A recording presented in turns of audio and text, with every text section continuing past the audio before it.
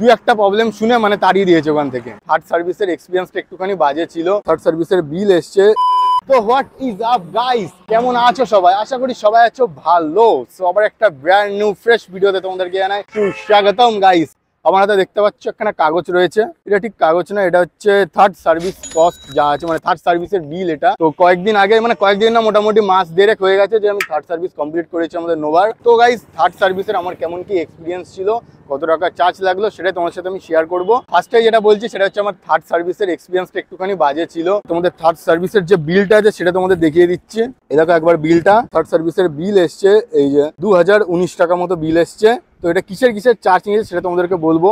আর বিলটা আমি উল্টো করে ধরে আছি, বিকজ আমি চাই না কারোর ব্যবসার ক্ষতি হোক, কারণ এই ওপর দিকে শোরুমের নামটাম, মানে সার্ভিস সেন্টারের নামটাম রয়েছে। তো এবার তোমাদের একটা জিনিস বলি, যেটা হচ্ছে থার্ড সার্ভিসের যে ফার্স্ট যেই বিলটা আমাদের এসছে 168 টাকা। তো এই বিলটা এসছে হচ্ছে chain lube and cleaning kit 500 ml। তো 500 ml লাগে কিনা আমি জানি না। ওর বাড়িতে একখানা ছোট এইটুকুনি 500 ml এর একখানা চেন লুব আছে, সেটা দিয়ে মানে এখনো শেষ হয়নি আমার। সেটা দিয়ে চেন লুবিং করি, একবার লুবিং করেছি, তো সেটা এখনো শেষ হয়নি।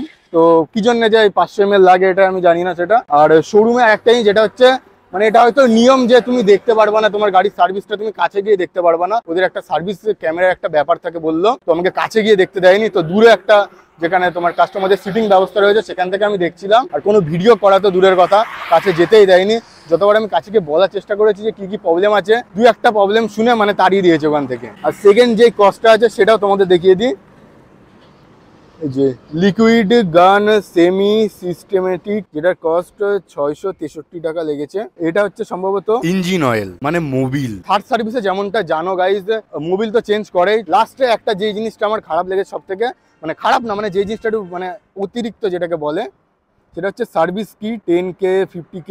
এই সার্ভিস কিটের দাম হচ্ছে 1070 টাকা। তো এই সার্ভিস কিট আমাকে বোঝাও, গাড়ির সার্ভিস করতে কি লাগে? গাড়ি খুলতে গেলে স্ক্রুড্রাইভার আর রেঞ্চ লাগে। তো ব্যাপারটা হয়েছে প্রত্যেকটা গাড়ির কি আলাদা আলাদা কিট নিয়ে সেই রেঞ্চ ফেলে দেয় ওরা, সেরকম কিছু না। এটা একটা অতিরিক্ত চার্জ গাইস। থার্ড সার্ভিস থেকে আসার পর আমার যেটা মনে হয়েছে, ইঞ্জিন ব্রেকটা একটু কমজোর হয়ে গেছে। আর এর যে থার্ড সার্ভিসে এয়ার ফিল্টার চেঞ্জ করে, ভাই সত্যি কথা বলছি, আমি বাড়িতে গিয়ে তোমাকে এয়ার ফিল্টারটা দেখাবো। আমি পুরো মতলব কি বলবো, পুরো নতুন এয়ার ফিল্টার যাকে বলে। তো গাইস, এই হচ্ছে এয়ার ফিল্টার। এয়ার ফিল্টারটা ভালো করে তোমাদের দেখিয়ে দিই। দেখো পুরো নিউই রয়েছে, জাস্ট একটুখানি ডাস্ট লেগে গেছে আর কি, ধুলোর মধ্যে পড়েছিল বাড়িতে, তার জন্য। আর গাইস, এখানে একটা ডেট দেখতে পাচ্ছ, 15/2/2024। তো ব্যাপারটা হলো এই ডেটেই বাইকটা পারচেস করা হয়েছিল আর নতুন এয়ার ফিল্টার লাগানো হয়েছিল। তো এয়ার ফিল্টারটা যখন লাগানো হয় নতুন, সেটার উপর ডেট এরকম ভাবে প্রিন্ট করে দেয় ওরা। তো দেখতেই পাচ্ছ অবস্থাটা কি এয়ার ফিল্টারের, পুরো এখনো ব্র্যান্ড নিউ কন্ডিশনেই রয়েছে। তো এই ছিল গাইস থার্ড সার্ভিসের এক্সপিরিয়েন্স।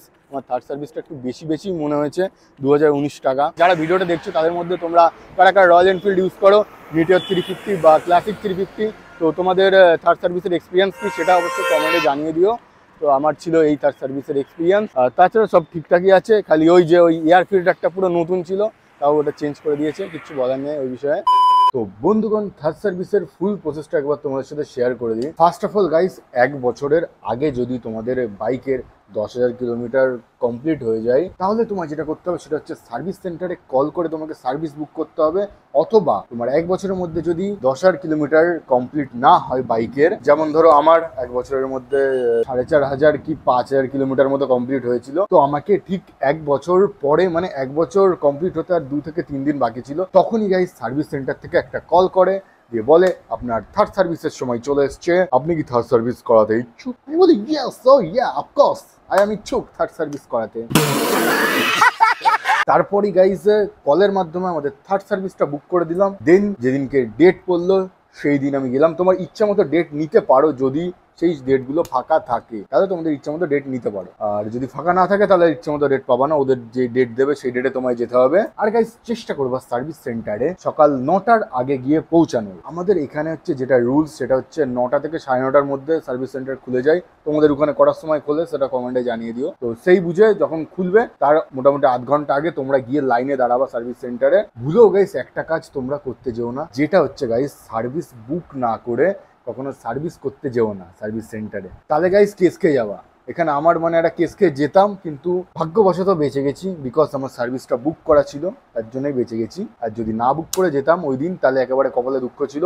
বিকজ যেদিন আমি সার্ভিস করতে গেছিলাম বাইকটা, তো সেদিনকে মোটামুটি লাইনে গোটা 20 থেকে 30 খানা বাইক ছিল। তো তারপরে আমি গেছি, গিয়ে আমার তো একেবারে মাথায় উঠে গেছে, বিকজ গাইস এতক্ষণ আমাকে ওয়েট করতে হবে, বাড়ি যেতে যেতে তাহলে রাত হয়ে যাবে। তো তারপরে ওরা এসে ডাকলো যে আপনার তো বুক করানো আছে, তো আপনি শিগগিরই গাড়ি নিয়ে চলে যান তাড়াতাড়ি সার্ভিস করতে। মানে ওরাই নিয়ে গেল আর কি, একটু বেশি বেশি বলে ফেলছি। আর একটা কথা যেটা হচ্ছে, যখন তুমি সার্ভিস সেন্টারে যাবা, গাড়ি নিয়ে পৌঁছালা, তোমার গাড়িতে একটা সিরিয়াল নাম্বার লিখবে, তখন গাইস ওই সার্ভিস সেন্টারের যারা এমপ্লয় আছে তারা জিজ্ঞাসা করবে আপনার গাড়িতে দাদা কি কি প্রবলেম আছে। তখন তুমি বললা যে আমার গাড়িতে এই প্রবলেম আছে, মানে এই প্রবলেম হচ্ছে আর কি। সাধারণত 1 বছরের মধ্যে গাড়িতে খুব একটা প্রবলেম হয় না। এবার যদি গাড়ি নিয়ে তুমি উড়ে বেড়াও তাহলে তো প্রবলেম হবেই বস, এই হচ্ছে ব্যাপার। ব্যাস এই হচ্ছে ডিটেলস দেয়া তোমাদের। আজকের ভিডিওটা তোমাদের কেমন লাগলো সেটা অবশ্যই কমেন্ট করে জানিয়ে দিও। আর ভিডিওটা যদি একটু হেল্পফুল মনে হয় তাহলে একটা লাইক ঠুকে দিও। আর চ্যানেলে যারা নতুন আছে তারা অবশ্যই সাবস্ক্রাইব করে দিও গাইস।